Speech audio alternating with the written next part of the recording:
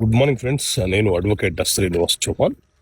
మిత్రులారా, ఒక కేసులో జరిగినటువంటి సంఘటన ఏంటి అని అంటే, ఒక పర్సన్ అగ్రికల్చర్ ల్యాండ్ కొనుక్కుందామని చెప్పి వెతుకుతుంటే ఒక మధ్యవర్తి, ఒక మీడియేటర్ అతను కలిశాడు. ఆ మీడియేటర్ ఏం చేశాడంటే, పలానా సర్వే నెంబర్లో భూమి నేను అగ్రిమెంట్ చేసుకున్నా, నువ్వు నా దగ్గర నుంచి కొనుగోలు చేసుకోవచ్చు, నేను నీకు అగ్రిమెంట్ చేసి ఇస్తానని చెప్పి ఇతనికి అగ్రిమెంట్ చేసి ఇచ్చినాడు. ఇతను అడ్వాన్స్గా పేమెంట్ చేసినాడు. సో ఇలాంటి ట్రాన్సాక్షన్స్ చెల్లుబాటు అవుతాయా? సో మిత్రులారా, మన దేశంలో ట్రాన్స్ఫర్ ఆఫ్ ప్రాపర్టీ యాక్ట్, ఆస్తి బదలాయింపుల చట్టం అమల్లో ఉన్నది. ఈ చట్టంలోని సెక్షన్ 43 ప్రకారంగా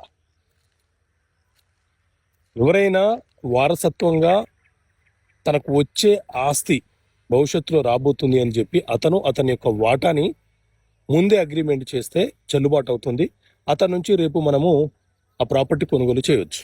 అదే ఎలాంటి హక్కులు లేని వ్యక్తి వాస్తవ హక్కుదారుడు నుంచి, అంటే ఒక ఫార్మర్ దగ్గర నుంచో, భూమి హక్కుదారుడి దగ్గర నుంచో అగ్రిమెంట్ చేసుకొని మనకు అగ్రిమెంట్ చేస్తే ఆ అగ్రిమెంట్ చెల్లుబాటు కాదు. ఎందుకంటే అతనికే భూమి మీద హక్కులు లేనప్పుడు అతను మనకి ఏ రకంగా భూమిని అమ్ముతాడు? అది చట్ట ప్రకారంగా చెల్లుబాటు కాదు. అతని మీద మనం కేసు వేయలేం.